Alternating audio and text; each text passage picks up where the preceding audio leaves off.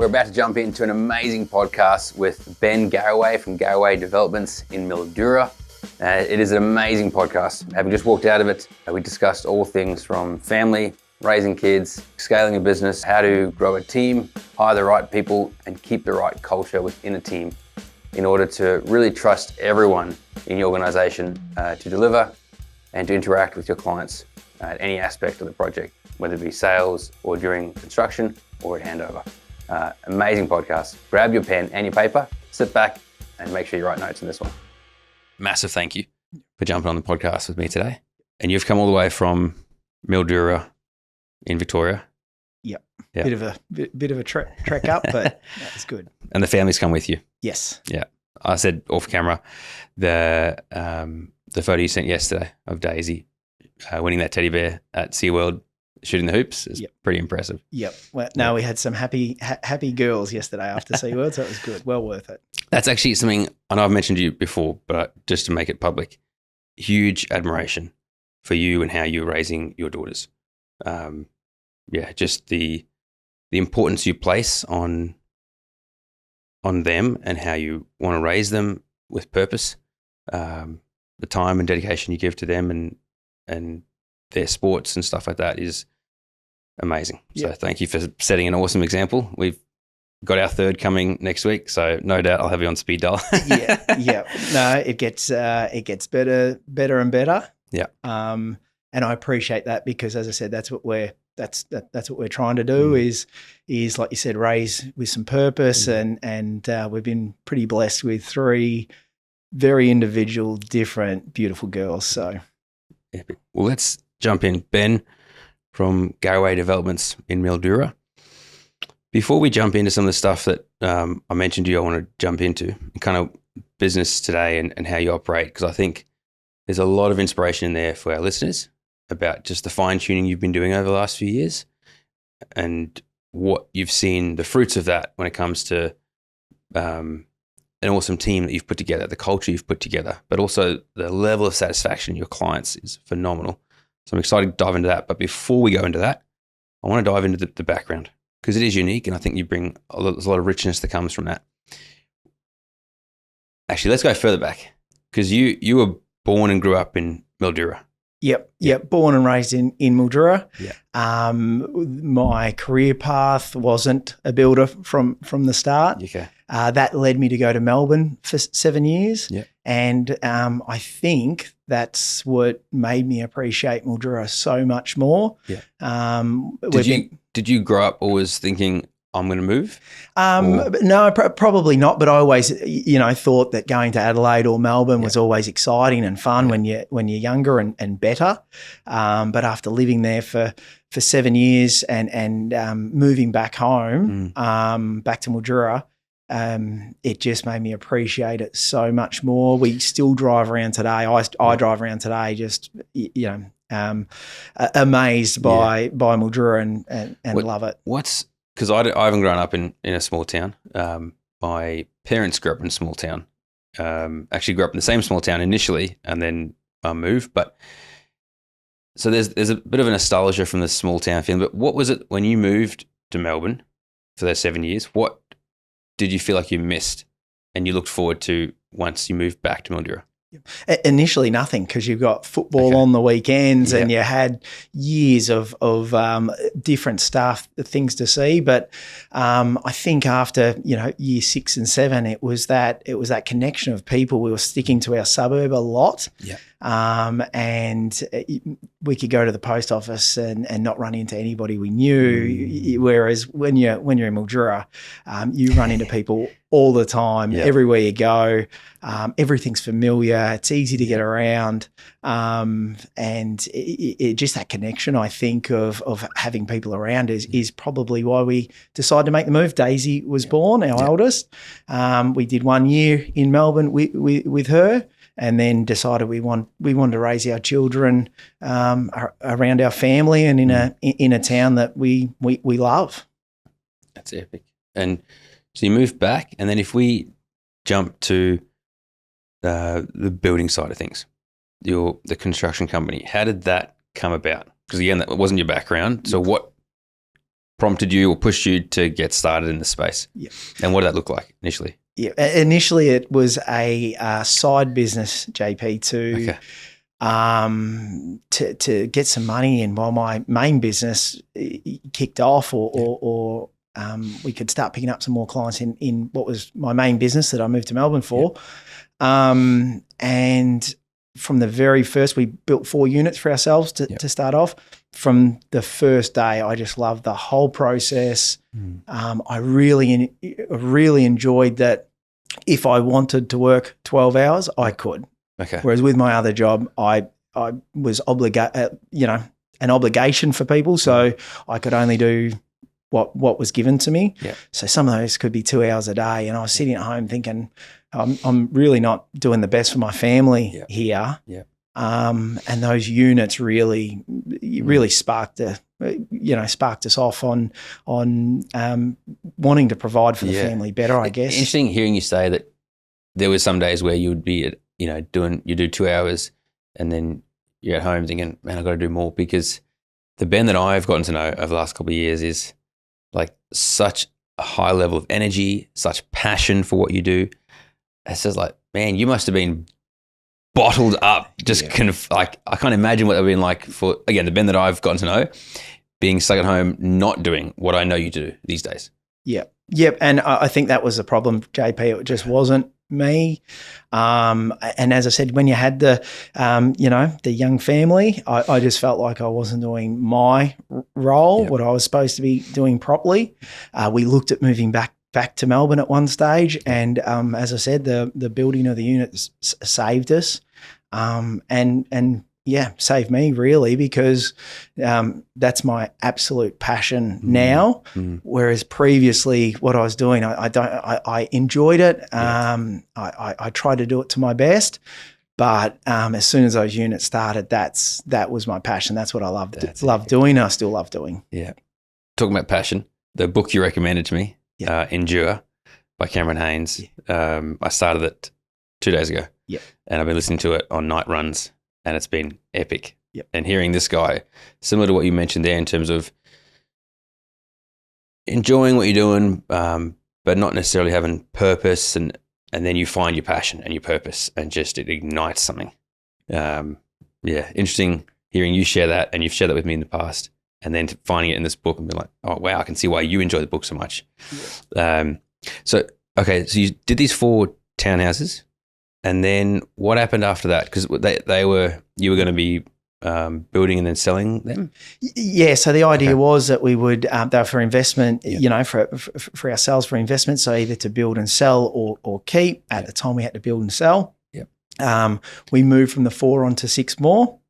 From those 6, we had people contact us asking if we could do a similar thing, because they'd been through their friend's house or they'd seen our work, whether we could do the same thing on their block in the same size, smaller 3-bedroom size home. And this is where you started to have essentially a client coming to you asking you, could you build mine? Yes. Whereas prior to that, you were doing your own and selling. Okay. Yep. So the first sets of units were for ourselves. The next 4 to 5 units we did, or houses we did, were for customers, but still to that smaller 3-bedroom size. Where things really probably changed for us, a big one was we built our own home. We contacted our Alistair, who does our photography at that stage. Or we were getting photos done because we thought one day we may have a website. They were really just photos for ourselves at that stage.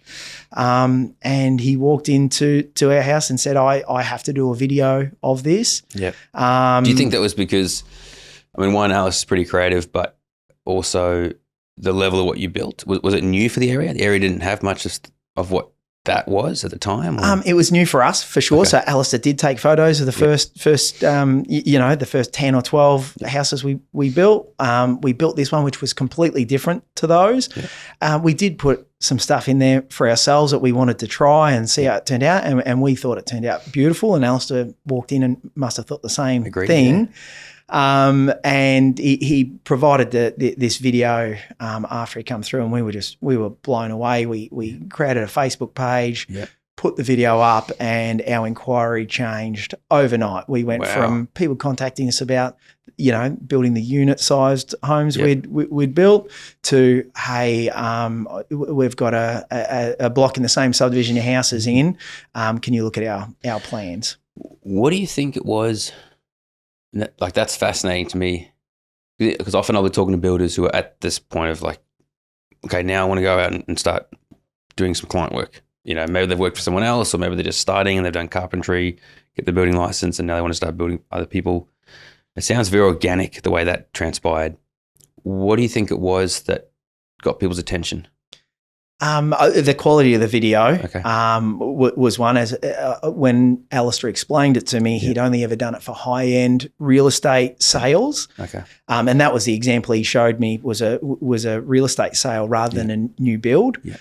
So I feel at the time that we might have been one of the early ones to do a video for completed house. Again, we did put a bit more into the house, being that it was meant to be our at the time forever home. I don't think we stayed there 12 months in the end, but we did put some more into it than we had before, and I think that resonated with people that wanted to build homes for the long term for themselves, and that was the inquiry we got from that point onwards, pretty much. Yeah. Yeah. Wow. We talked about milestones as well. Or breakthrough moments before this podcast. That sounds like a pretty major breakthrough, going from, say, just the way of what you're doing projects wise to then focusing now on client work, having clients come to you and putting, that's a big thing that we preach, is like, no one knows that you exist or can even reach out to you, even if you're the best builder in town, unless you are out there, unless people know about you or there's awareness of you. It's just not going to happen. How can I choose you if I don't even know that you exist?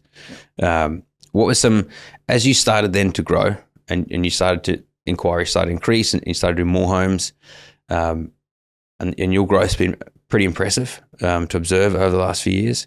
What was what was the next milestone that came up for you that created a shift? Yeah, the next big step after that for us, or what changed us dramatically, was we had a family friend of ours start as our first employee, which was Shay. He was a carpenter and he worked on site as a carpenter. After a period of time, we worked out that it just, I couldn't do the estimating, the sales, the accounting, everything. And probably the next big pivotal point was when Shay went from being on the tools to managing sites.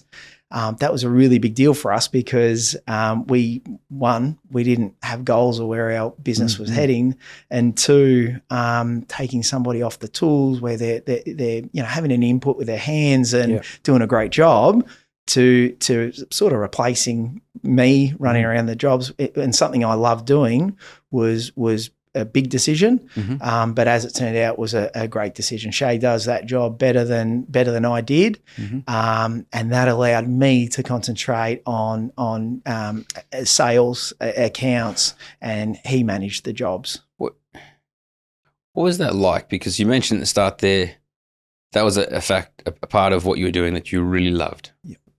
Being on site. And I know for a lot of our listeners, a lot of builders out there, that is a really hard transition point. Detaching from on site and then being able to work a bit more on the business stuff or administration or sales or estimating, and not having so much hands-on input on site.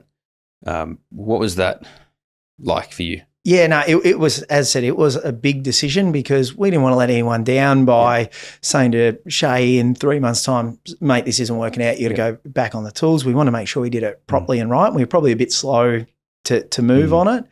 The letting go is something I really enjoyed. The interacting with trades, the going to every job was great, but at the same time too, other areas were suffering. So I couldn't expect to do that and estimating to 100% of our ability at the same time. So something had to give, and we made that decision. And as it turned out, it was a great decision because then that got our mindset around hey, not everybody has to be on site. Yep. You know, some people are fantastic in the office doing, for example, another big hire was an estimator. So once I went to estimating, we got in contact with Craig, and Craig now completes our estimating. Another one like Shay. Craig I met the other day. Yes. Call. Yep. Yeah, really nice guy. Yeah. Yeah. I think you were called away to a client downstairs, and then Craig and I interacted. Yeah. And really nice, genuine guy. Yep.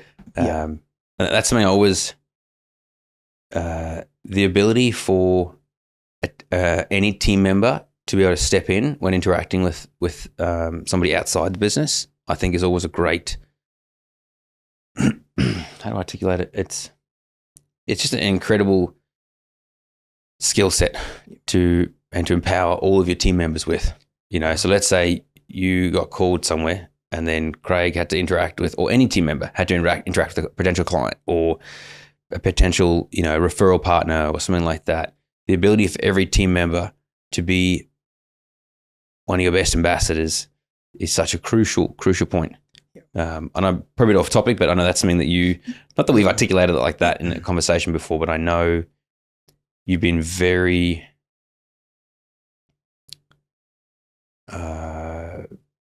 selective with who you've brought on and the timing of bringing people onto the team in order to maintain culture. Yeah. To the point, JP, we've probably been a bit slow in that area. To be honest, probably let it drag on a little bit longer before we realised, we really need some help here. But you make a good point. Everybody on our team, I have 100% confidence in them interacting with clients, new suppliers, whoever, because it is no different to me interacting with them. They do a great job. They're always happy and bubbly. And I think that's one of the things we try and really we don't take ourselves too seriously in the office. We like to have a bit of fun, and I think that I think that sort of you can see that when you deal with people in the office. That we're always up for a laugh or a joke. I did see that a little bit in when there was a picture on the wall of the elk, and I asked Craig, I was like, "That's a beautiful picture there. Where'd that come from?" And he had a little chuckle, and so I could just see that subtly poking its head through there. The good banter there. Okay, so Craig estimating, you had Shay who moved into supervising on-site operations. Where did you at that point then start to focus your attention? Because a lot of builders out there, that 1% who want to do better and be better and grow, they're thinking, okay, if I get someone else to manage on-site, where do I then start to focus my attention? And then, yes, estimating is a big time sucker. You had then someone in the in-house help you with that. Where did you then, Ben, start to focus your attention?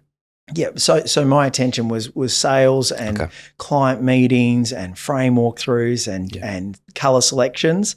So that's where my attention went, because again, as the work picked up, we sort of realised we can't wear all these hats and do them to 100% of our ability. So Shay filling that role, Craig filling his role as the estimator, freed me up to concentrate on meeting people, giving them the attention they deserve when they come in to build a new home.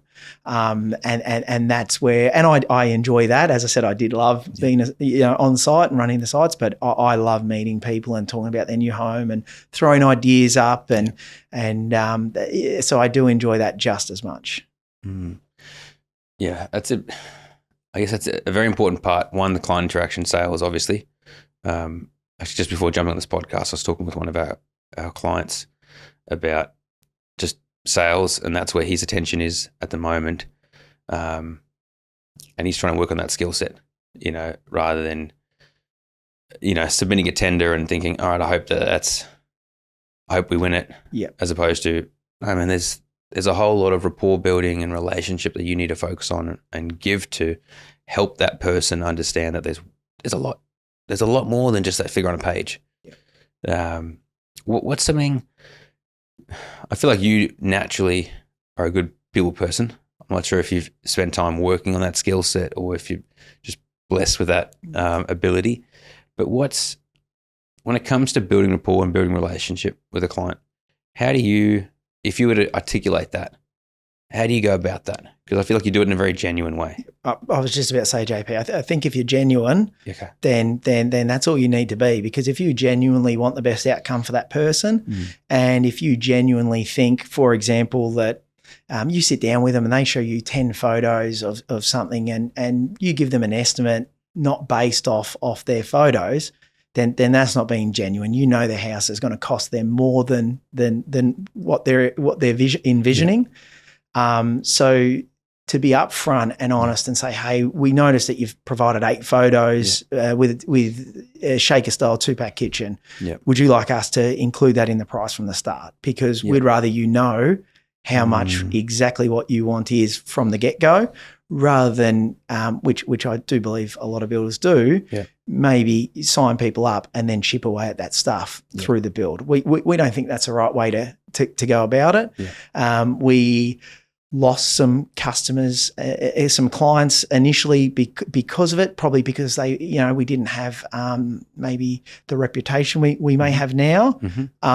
So people would look at the bottom 2 figures, see the difference and go the other way. Whereas, we want to ask the questions, include that stuff and really show why there's a difference in the 2 figures, because it's exactly what you want. Let's park up here for a sec, because this is a big one that I get passionate about, and that from a marketing perspective on the biz video side of things, love helping our builders communicate as much as possible through the value that they provide, educating, building that relationship, showing an emotional side, so that, yes, when those 2 figures are put in front, as in ideally there's only one figure, it's your figure, of which there's most likely always going to be price shock, especially because of the market over the last little while. But if there are 2 and yours is more, which it should be, you deserve to be paid more, I believe. You and generally out there, the builders that are wanting to do better and be better. If the client at that stage can go, you know what, that figure's more, but I feel like there's more involved. There's more. I'm going to receive more. Therefore, it makes more sense. How do you go about communicating that so that when that figure, let's say you are tendering against someone else, that they can justify that, or at least that the conversation isn't killed there, that it's an open conversation from then on? Yeah. It's probably not so much, JP, about being paid more. It's about that we've included more from the start, because we've asked the questions and we've said, we've noticed you've mentioned this 3 times. Is that something you want in the home? And we want to include it from the start. We've gone through quite a bit of trial and error with this, I guess. When you're really busy, I was emailing the quotes out beforehand.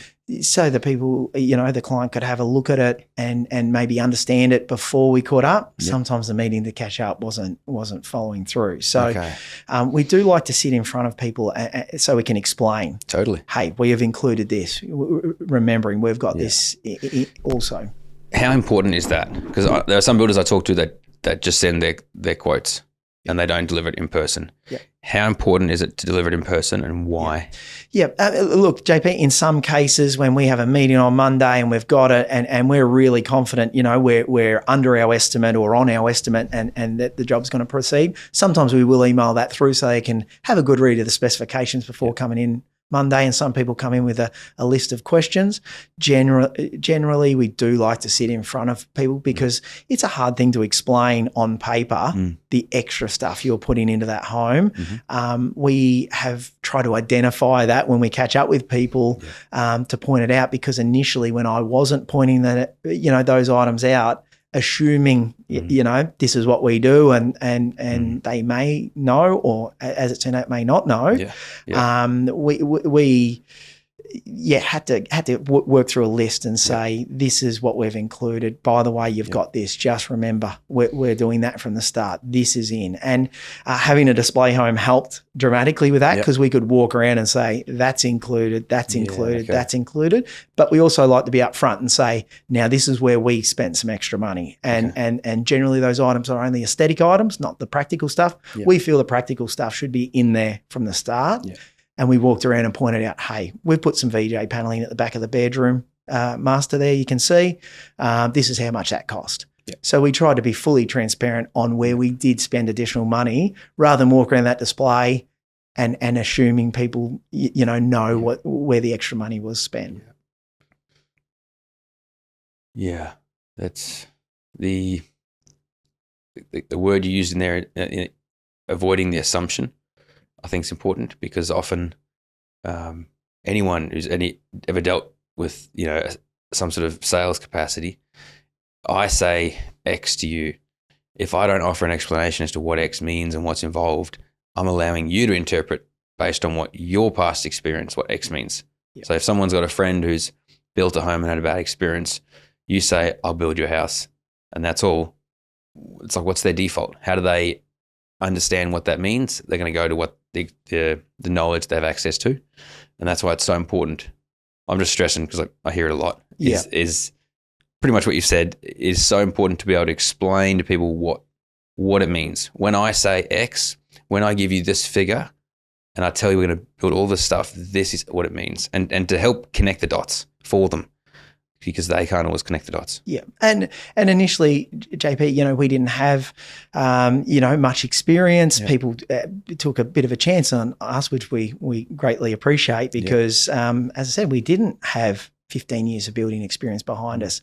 What we had was a beautiful video of a beautiful home, and we feel we followed through on our promise to deliver exactly what we showed. But you are right; people don't know what you include, so we had to learn to physically point that out initially on a piece of paper and say, "Hey, you've got this, you've got that." Then came the display where we could physically walk around and show people. Now I feel as we've gotten on, we quite regularly meet with people and say, hey, you've already included this, and this. We've had a friend that built with you and you already put that in. We said, yes, we did. They're not extras. That's what you get standard. So over time, I guess you only get experience with experience. Yep. Over time, we've noticed that people come to us and say, what's included rather than the other way around as much as we used to. One thing that we're seeing a lot, especially since the last 5 years with price inflation and that, is that homes are getting designed. And I'm sure you've observed this in the industry. A client goes and gets a home designed, then goes and finds a builder prices it way over budget, and then it doesn't go ahead. And the client's left feeling let down and whatnot. Or there's a builder out there that promises them, I can do it for that price. And then it just doesn't work out. Yep. And it has a pretty bad effect on the overall industry. You went about bringing design in-house. Yep. Why did you do that? Yep. How does that look operationally? And what is the impact? That's a lot of a three-part question there. But so why did you bring design in-house? What does it look like? And what was the impact you saw? Yeah. Well, we didn't intentionally bring design in-house. That happened. You mentioned organically before with our sort of business growth, I guess. Yeah. And that has been nearly every step of the way has things have sort of fallen into place or fallen that way. And our plans in-house were no different. Christy, who come on board to actually help out with administration, had done drafting previously, and was not why Christy was. We asked Christy. We contacted Christy because of her personality and what I'd been told, about Christy and some really glowing things actually. So for it to turn out the way it did was quite amazing because what Christy did say to us, I could probably do this sketch. And what we found first of all was that the speed in which we got to, hey, we're ready to go to the next step was dramatically reduced. When you say speed to next step? So from initially meeting somebody to providing a sketch on their block to their requirements. Are we in the right path? Are they like what they're seeing? And their estimate. Yes. And then they look at it and go, we love that plan. Okay. We're in our budget range because we've been able to provide a estimate off that sketch to our specifications. Help me understand prior to getting her involved in the sketching of designs in there, how long, if you were using an exterior designer, typically, how long would that look like? It could get out to 4 to 6 weeks, especially when people were busy. And Mildura got really, really busy post-COVID, obviously. So it was getting out to as much as 4 to 6 weeks to get a sketch back to somebody to say, hey, here's the sketch as per our discussion. Here's our estimate based off the specifications that we discussed. And they might come back and say, hey, we need to change this, and then we go right back on that circle. Whereas I think the very first person Christy dealt with, I think it was 5 days, and they come and said, what happens next? And we said, well, that's our preliminaries process, and this is what happens. That was 5 days. So we probably, again, organically transformed what Christy was doing into something else. And today we have 2 people, 2 people drawing either work and drawing sketches and facades. Wow. And what? Yeah. Wow. What other fruit or impact have you seen that? Because I think for a lot of builders I talk to, they would love to have in-house design. It would just, it would speed things up, reduce friction in areas.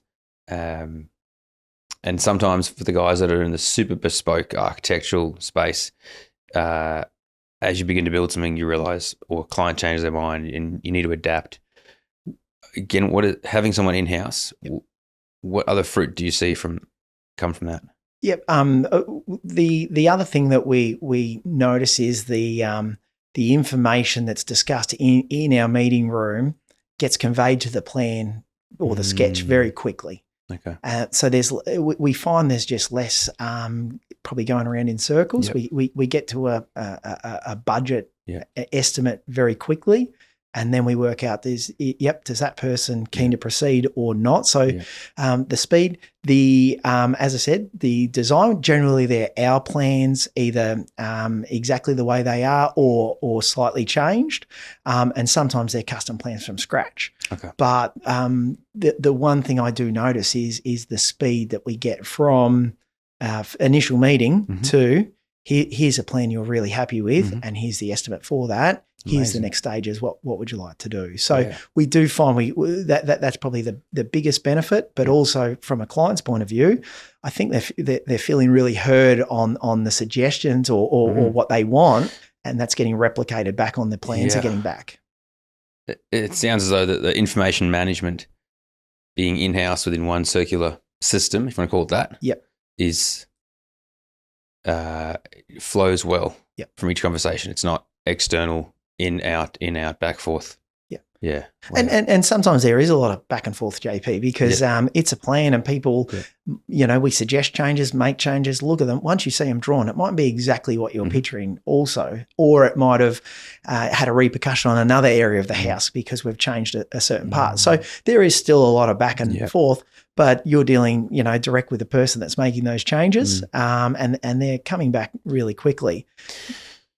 How do you, and this is something that's just come up in conversation, especially of late with the current climate, how do you help clients make decisions in the sense of, you mentioned there, once you started to get these people in place, you started to focus more on sales and selections and that, helping a client make confident decisions. I want to say fast because I don't want to sound as that you ever rush anyone, but there's a lot of benefit to, one, helping a client make a decision, but making sure it's a confident decision, but also doing it in a timely manner. Things don't draw out, prices increase, things like that. How do you go about doing that? I think our goal in a work is to be with the client every step of the way. Okay. So if we turn up to the color selections and the joinery selections, don't just send the client into the joiner to meet with the joiner and make decisions. We like to be there so we're informed about the selections. We can offer advice where we can.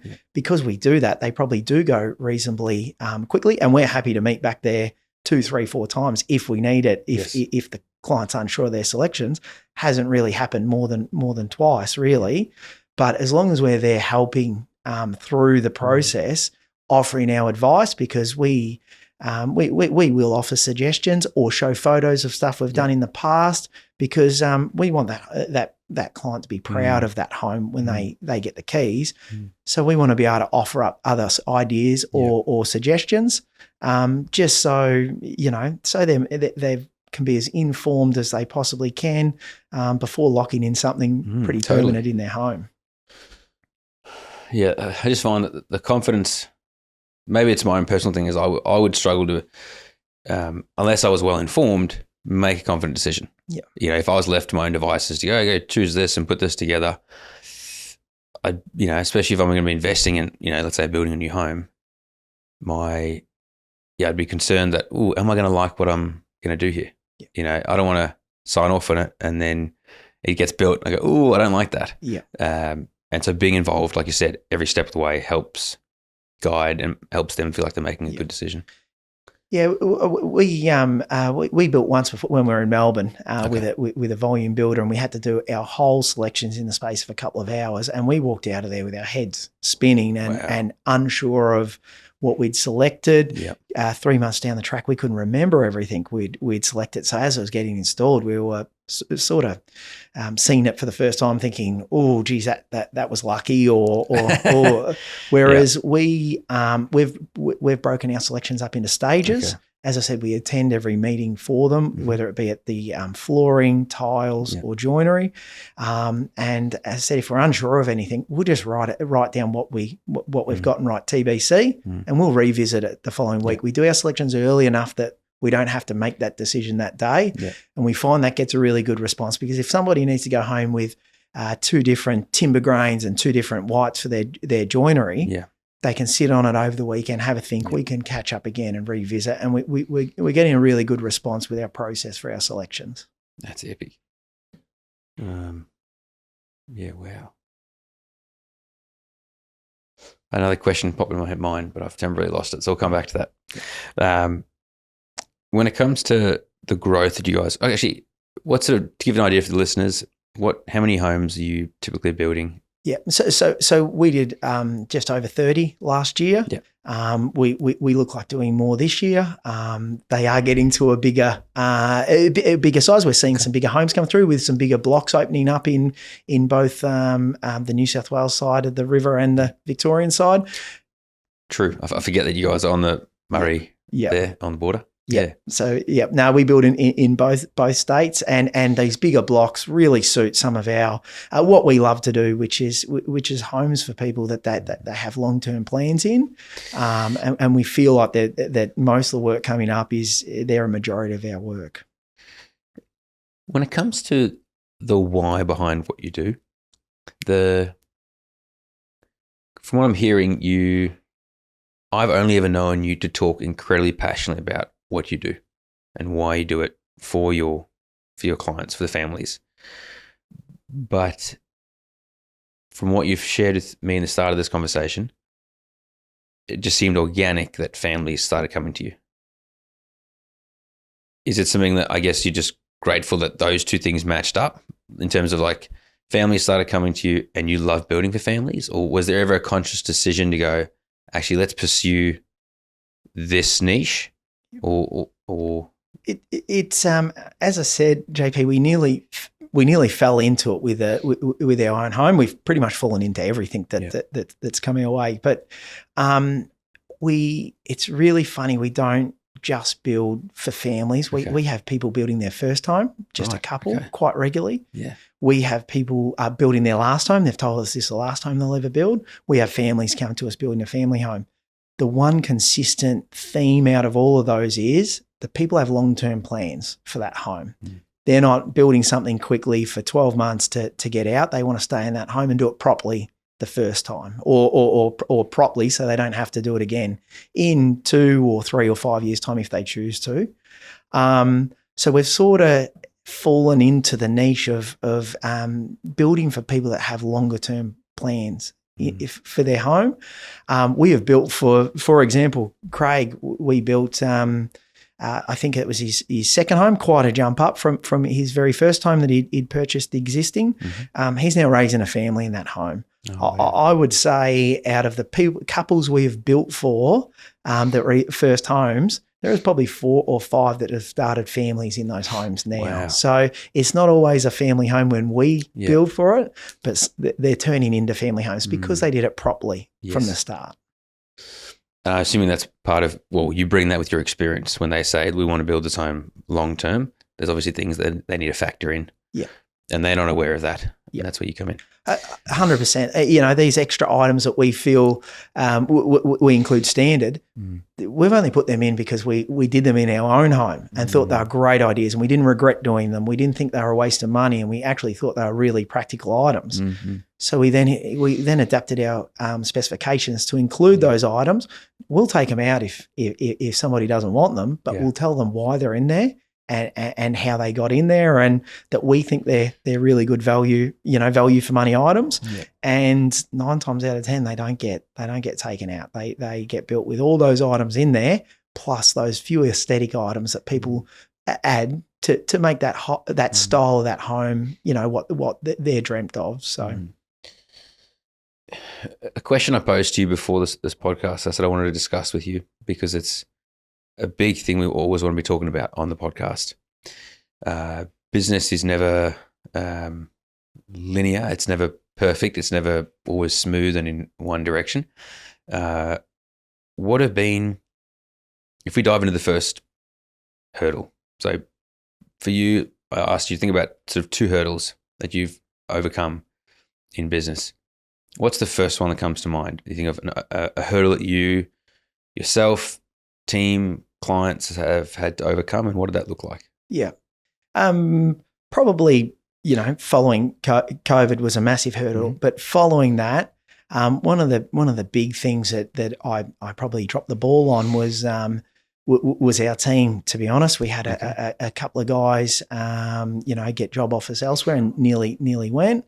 I was probably so caught up in pricing and jobs and everything that was happening coming out of COVID, all these new inquiries that I probably dropped the ball on our team and looking after people. So it was a bit, took the wind out of it. When you say drop the ball, what would they have looked like? I'm asking the question so for our listeners, they can become aware of maybe self-reflection.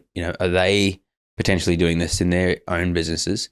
What were they, if I went back in time and interacted with your team back then, what would I have seen or heard maybe? Yeah, probably, JP, I was getting so caught up with the day-to-day running and things like, did we have timber to build the next job? Could we get supply? Price increases that seem to come in every week, trying to manage those. And I think I got so caught up, and probably because we were running too lean of a team as well. Probably got so caught up, I just completely, I feel like I dropped the ball with a few of the guys, and as it turned out. And when you say drop the ball, you mean giving them time, attention, or resources, or probably all 3. Infrastructure around them. Yep, the whole thing. So that has been a massive focus for us in the last 18 months, or for me. I want to do a lot better job at being a leader, coming off the back of that, because we got out really lucky, with some of the guys hanging around, which I'm so grateful for. And one of them's now, looking to come off the tools and be a site supervisor. So it worked out in the end, but at the same time too, I do feel like, as I said, I could have done a much better job of it. And that's what we've been concentrating on. And, you mentioned resources, we have a meeting now and we ask, what else could make us faster, more efficient here, guys, and the guy throw suggestions up, and we try and take that advice on board and make those changes. And that was probably been a primary focus, I'd say, for 18 months is being a better leader, keeping my finger on the pulse a little bit more as well. But again, that probably having people and myself stretched out to 120 20% capacity, something's got to give. And unfortunately, that was the thing that nearly gave. So I'm glad we hopefully got on top of it and do a better job of it going forward. On the topic of leadership, because that's something, I don't know if it's just an area of interest of mine. More and more people are taking more direct action with that. You know, at the summit recently, some of the guys there talked about some of the formal frameworks and systems they were putting in place to develop leadership in themselves and their team. When you talk about leadership and working on how you lead, and what did that look like, or what has that looked like over the last 12 months? How has Ben worked on his own leadership, and how have you worked on training or upskilling or on his word, edifying your team in their leadership path or growth? Yeah, well, as you know, JP, I do like to read as much as we can when we can squeeze it in.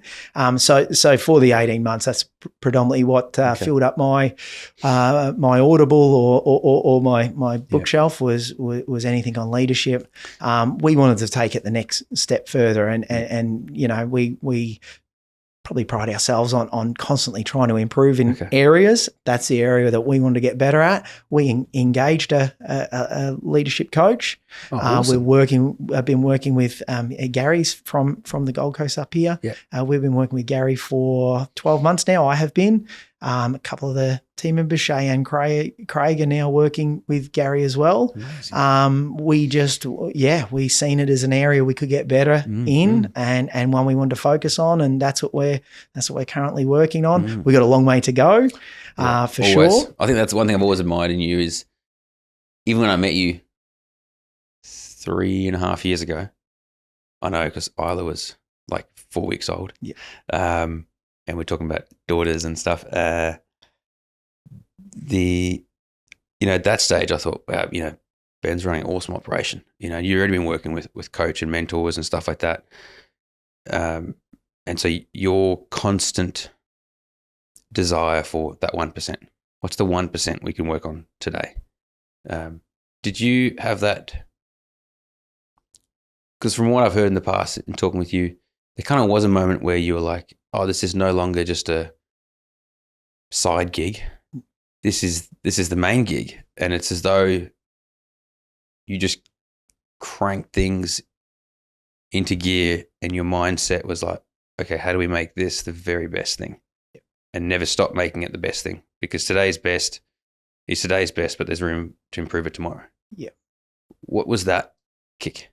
I think, JP, when we started, the kick was I didn't know how the process and the schedule worked, to be honest. So that was my primary focus of, who do I need to call when to get on site so something happens, so it falls into place. So I'd say for the first few years, all I concentrated on was a process and a procedure for construction, a schedule. Now schedules transformed dramatically from today to then, but that was the thing we concentrate on who do we have to line up, how much notice do we have to give people, and that was a concentration.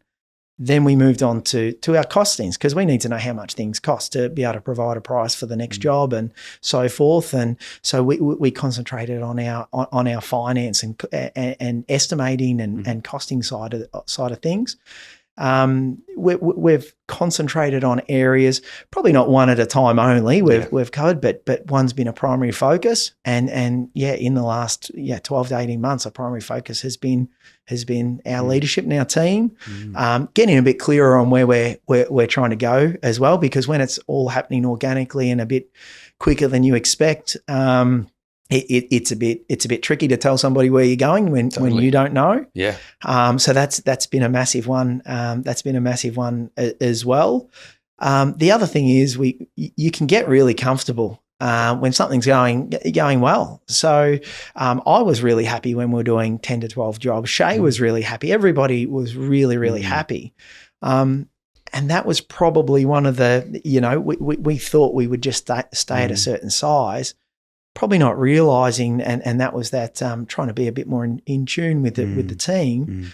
That just means there's no room for growth for somebody in an area. If things are never going to change, then eventually something has to change. Somebody's going to move to improve themselves or a different role. That's an interesting point you raise, because often that comes up in discussions for a lot of the builders I speak with is, okay, how do I, one, it's hiring good team members, but then retention. Yeah. You know, and I know that was something you and I have very briefly discussed in the past, or in groups where one of your retention strategies was, well, if we grow, then there's room for our juniors to step up. Yeah. You know, if we don't grow, well, then that junior absolute gun apprentice who's going to be becoming qualified soon, you know, is he going to hang around? Yeah. You know, and for how long he's going to hang around once he's qualified if there's no leadership position for him to then step into later on. Yep. That's... No, I totally agree. If Shay had stayed on site only, you know, as a team leader, we would have stayed the size we were, and we probably would have had 10 people leave because there's just no room for growth. Now, this isn't something that we've been working on for 3 or 4 years. This is really more so coming about in the last 12 months, where we realised that, hey, we've got enough work and inquiry to do more. If we don't, you know, get a couple more people or chase a couple more guys on site, we're going to be chasing those guys on site anyway, because sooner or later, some people are going to realise there's no room to grow here and go somewhere else. So either way, you're looking for 2 to 3 people. Yeah. The beautiful thing about this way is that we're keeping 2 to 3 great people that, you know, an apprentice that's done their 4 years with us and stuff like that. So fingers crossed, that's the way we move and we hang around. We'll do the best we can to make sure everyone hangs around. But either way, you're probably chasing a couple of people, whether it be because you've got more work and you're growing, or some are leaving. We thought growing was the way to go. I like that. That was a take on growth you don't often come across, in terms of, just such a desire to retain the amazing people that you've worked hard to attract and upskill, and to make sure that, they want to hang around and they can. You mentioned that you've been reading a lot of books of late. Here as a team, we also love reading books. What's been on Ben's reading list over the last 2 years? Yep. There's been a number of books, JP, as you know. I finished one on the plane on the way here called Blind Spotting, which was a great book. A couple of really notable ones are, and one I love is Extreme Ownership. Yes. Which I think I've mentioned to you before, by Jocko. Yeah. That one was probably more than a couple of years ago, but it was really interesting to notice the response when you've made a mistake. And as I said, our when I was working on our schedule and booking people in, if I forgot to book somebody in and I rang up and I said, instead of saying, "Hey, I need you here tomorrow, this is what's happening," I rang up and said, "Hey, I've made I made a blue here. I forgot to call you last week or the week before. This is what's happened." And the response you get is I can make that work. Let me see what I can do. Yeah, you're right. It is amazing. I've also read that book, and it is a phenomenal book. I had it next to my bed as a hard copy, and I think had I had it on audio, I would have smashed through it. But being a hard copy next to my bed, you climb into bed, you read a page, and as good as the book is, I kept falling asleep. So it took me a lot longer to read it than I was hoping for. But it also meant that I had longer to let pieces soak in, and which was fascinating. Actually, I read like 3/4 and then went back to halfway and started again just to try and, there was a big gap there between reading. But you're right, that the reception from when you take ownership of things is, I found, overwhelmingly positive. Yep. No, the response you get straight away goes from a defensive, you've got to get here tomorrow, or I've got to get there tomorrow, to what can I do to help somebody that's made a mistake, and I feel like that's a response you get when you own up to it. I feel like our team do a great job of that as well, and it is one of the values we'd like to continue to really push going forward, because we think we all make mistakes. Sticking your hand up and owning them is a big thing. And as I said, generally the response you get is, okay, what's the solution now? Rather than going on a goose chase trying to find out why it happened. Now we've moved straight on to what's the solution. And as I said, we've seemed to get a pretty good response from that.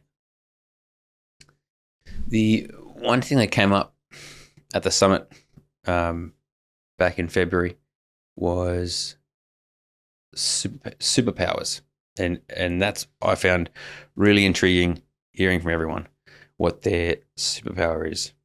And talking with you, I'd like to have you sort of, because I found that interesting hearing yours, and I'd like you to share it on this podcast. Other guys can learn from it, because one thing I like in your approach is you don't see a superpower as this is what I was born with, but this is something that I'd really like to hone in on and develop for the benefit of the team and for the benefit of my clients. Outline for me what, and for the listeners, what you've been working on and what you would, I think you're already there. It's already your superpower, but you see it as I can always be 1% better. Yeah. Break that down. Yeah, I think JP not being stuck in our ways and wanting to get better has been something that served us really well, because we didn't say, okay, this is the way we estimate, we're not changing. I've tried a dozen different ways to try and estimate as efficiently as possible with different programs and different methods. And if we were stuck in our ways and said, this is the way I was taught, this is how we're going to do it going forward, then we would still be doing it in that method. I think having our eyes open to trying something new, probably wasting some time and in some cases over the past 10 years, probably thousands of hours wasted on trying something, sometimes running it in parallel to what you're already doing to see how it goes. I like to think that what we've got at the moment, the systems we use and some of the programs, I think are some of the best that, the best in the world that we have been able to find for scheduling, estimating, processes. So a lot of trial and error, but always trying to get better, striving for that constant improvement. As I said, sometimes 1% in areas, sometimes massive percents of increase when you make a change. And I do think we've done that from day one, and we still do it today, and we'll continue to try and find little ways to improve all the time. Interesting hearing you answer that question, and this I think comes from your humbleness, because I've got some notes from previous conversations and just what I've observed, and that'd be communication and empathy, two strengths of yours. So I think it's cool that you didn't mention that, which is very humble. But how do you go about showing one, showing empathy, and two, what does communication look like for you with a client, and why do you feel like you do it so well? I guess putting yourself in somebody else's shoes to understand their position. For example, committing to build a home with somebody of $500,000, $1 million or more. That's in some cases the biggest decision people make in their lifetimes. We try to put ourselves in that position and say, this isn't just a number to us to come in the door and build a house as quick as we can. It's a big decision for them. It's a big decision for us to pick somebody to work with for 9 months or 12 months from the initial inquiry to finish. That's a long time to deal with somebody every week, consistently. So I think putting yourself in somebody's shoes and understanding they are nervous about this decision. It is a big decision. What can we do to help that through? What would I want? How would I want to be treated if I was in that position, meeting somebody for the first time, with bringing in a plan of probably, as I said, the biggest decision they'll ever make. So, trying to put ourselves in other people's shoes is something that we do try and pride ourselves on. As far as communication, we want to keep people up to date as much as we possibly can, because it is once you've made that decision of committing to build a house with somebody, it's a pretty exciting time seeing this plan turn into a house, turn into your home. So to get an update on what's happening that week, some photos when bigger milestones happen or progress happens, Well, break that down for me, because that's a question I had saved, and I think this might be a good place to put it in, if you don't mind sharing some secrets. Your passion to exceed expectations for your clients, and it's the big stuff and it's the little stuff. And you and I have talked about the importance of the little stuff. The little stuff, why putting energy into the little stuff counts, and we talked about the compounding effect of that. If you don't mind sharing, where are some of these? You kind of touched on it there. Celebrating these little milestones. Why is that important? And what are some other things that you encourage your team to go, hey, let's exceed expectations here? Some things it's obviously more challenging to your capped in terms of what you can exceed, but that's a constant strive for you and your team. Share some of that if you don't mind. Yep. No, yeah. I guess, JP, again, putting yourself in somebody's shoes to through the building process. How amazing to get a photo to your phone through the day of your slab being poured. So you can grab the family that night and drive past there and see your foundations complete. That's, as I said, that's probably trying to, they're small things, but you're trying to put yourself in somebody's shoes to say, what would we like if we were building a home? Yeah. And just a weekly update. Now, sometimes these are scheduled works. They don't always happen to plan, but to get a message on a Monday, saying, hey, here's what's scheduled this week, and somebody sees the roof going on, and they've been a bit nervous about the roof colour and their selections, as people do. To see that and go, right, we're going to jump in the car and go for a drive tonight and see how it looks. So I love that, because that's sometimes I'll talk to builders, and I've had builders on the podcast that talk about putting themselves in their client's shoes, and some people use it as just a throwaway phrase, as a sales pitch. But to hear actually, how do you just like the simplicity of, slab down is a big milestone. If it's my home, that's a massive thing. We're making progress. We've come out of the ground. Yeah. Does that count as out of the ground? Yeah. Is that okay? Yeah. Then that's massive. I want to celebrate that. And knowing where the concerns were of a client, my roof color. Well, let's send them something and celebrate it, and let's affirm them. That's a big thing that we try to do. Is obviously when we work with our builders, being in front of camera sometimes is nerve-wracking, and what do I say, and they fear of overthinking, or what do they wear, and it's like, cool, if they've shared that with me, or they've signaled stuff like that, then I try to tell the team, hey, make sure that we overcompensate a little bit, and just affirming them, like simplicity of, make sure you tell that guy, hey, you look sharp, or make sure you that whatever, or a client says to us, this client's really nervous. Yeah. Okay, great. Well, could you give us their number? We'd love to chat with them and make sure that they're completely comfortable before we turn up. Yeah. It's funny you say that, JP, because I was nervous as hell earlier, and Andre said I look sharp, and I felt way better. That was not one of them, I guarantee you. But as soon as they came out of my mouth, I was like, I can see how Ben might put those two together. I mean that you do look sharp. Thank you. I think we need to shop at the same shop. But yeah, what's maybe one more example of where you really encourage the team to go, hey, let's go a bit further here for the client? Yeah.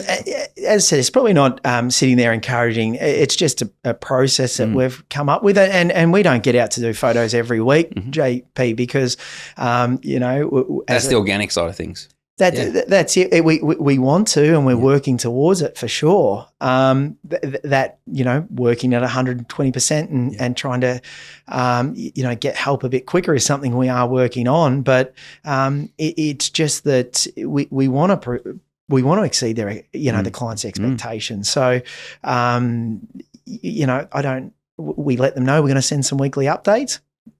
I don't think that they probably realise that they're going to get photos of their paths being poured and stuff like that. But that's what we want to try and do. So when we get to the end of that job, people are looking at it going, geez, that was a better experience than I expected. There was more communication than I expected, and that is something that we do want to pride ourselves on, is our level of communication and our transparency. And as I said, it starts initially with, the client, the builder, the client, and then it hey, we've noticed your photos, include this. Yep. Should we get a price on When this someone from the shows you start? their inspirational photos. Yep. And then that follows right through as we're going along. If, and Nez does a great job of this, going to site, seeing something happen and going, oh, that wasn't there last week. They may not have seen it. I'm going to take a photo of those tiles and send through. And the response we get from the owners is generally a really good response as far as, hey, they look amazing. Thanks very much for sending the photo through. Yeah. So it's, as I said, we think it's something that's not extraordinary, but something that we do pride ourselves on trying to do. Typically, when someone goes on this journey with you to build with you, how often are they coming to site or visiting? Or yeah, again, JP, we try and pick those milestones where we can. So we like to do a frame walk through. Okay. It's a good chance to walk through and see the layout for the first time, probably rather than on a piece of paper. So we do like to do a walk through there. We also think joinery is a really big decision for a lot of people. So when it gets installed, we like to do a joinery walk through the home, have a good look, make sure everything's exactly as we envisioned it, and probably people get a bit of peace of mind walking through, going, great, that's what I was picturing, that's what I was after. From there, we do break our selections meeting into two, as I mentioned, unless more is needed. We have just found that seems to work really good. You concentrate on your externals and your bigger orders in one, and then the second one we're working on the internal stuff, which is quite a bit to do. Okay. I feel like it's a little overwhelming on one day. It's nice to knock out all your outside external stuff, put that in the book, move on, and then come back about the internal stuff. So, but if we ever have somebody that had a concern or need an extra visit, we're trying to be there with them every step of the way. So we'll make that happen if it arises. The more I talk to you, the more I want to move to Mildura and build with you. Maybe Carly can get a placement down there. Yeah. Like I said at the start of this conversation, a real area of admiration I have for you is the father that you are, the family man that you are. You got 3 daughters. Yes. What's something that you've, learned about yourself as a father? There's been a lot of things I've learned over the last couple of years, watching the result of that time and care and the effort to try and turn up to things and be present, shine through, I guess. Yeah, the reason I asked the question is I'm really excited to have our 3rd girl. I just feel really blessed I feel God's put some amazing fathers around me who are other girl dads. You're one of them. And you, in terms of the person that you hope that they become, and you kind of speak it over them. Yeah. And I just think it must be so encouraging for them. I appreciate that, JP.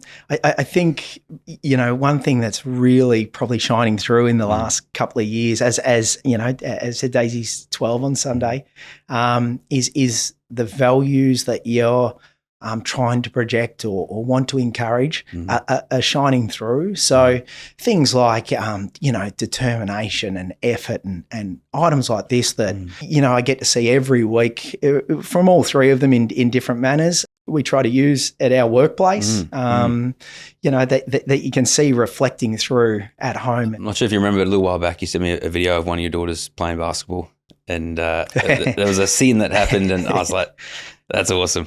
On the business side of things, when you look back and reflect what you've achieved as a team, what's an area of pride for you that you look back and are really pleased with? It's funny you say that about looking back, JP, because another book there is The Gap and the Gain. I think we get so caught of add that to the list. Yeah, chasing goals or setting goals and chasing. We forget to look back sometimes.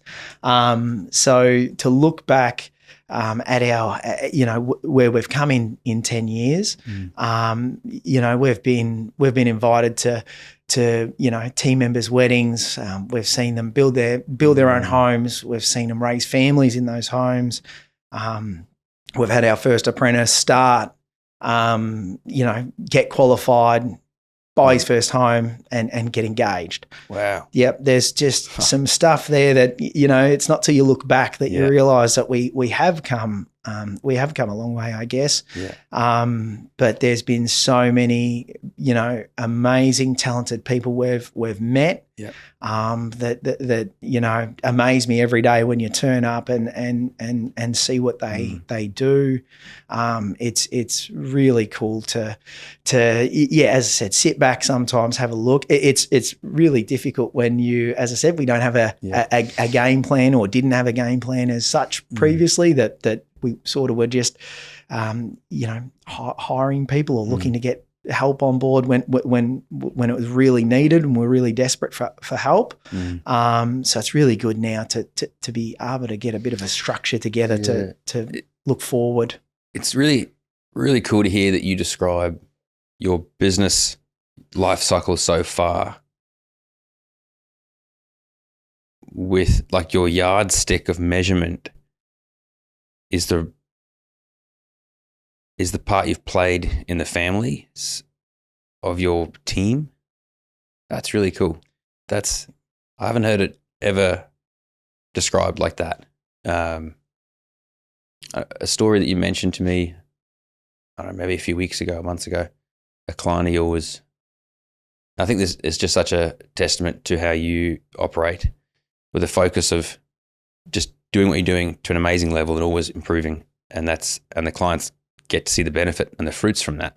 But you had a client, I can't remember which conversation, weeks or months ago, you mentioned when you finished, she said to you, I'm really sad this process is going to finish.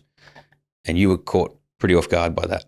Yeah, we've had a couple of people say this to us now at handover, which we find to me is the highest compliment you could get as a builder, is to get to the end of a 9-month journey, from the first inquiry, probably 12 months, to work with that person for that amount of time in a pretty stressful situation for probably both parties in some cases, and to get to the end and somebody say, look, we're really sad we're not going to hear from you next week. We're really sad it's over. Is in my opinion the biggest tick of approval you can get, because if you can work with somebody for that long on the biggest decision they'll ever make, and they can tell you they're sad it's over at the end, then you've done something right. Your team has done something right. Ben, thank you. Big thank you for taking the time. I know you're actually up here on a bit of holidays with the family, so thank you for stepping away for a moment to come and sit with me on the podcast. And I know for a fact there'll be a lot of our listeners, if not all our listeners, that are going to really enjoy and really benefit from this. So thank you. Thanks, JP. Appreciate it.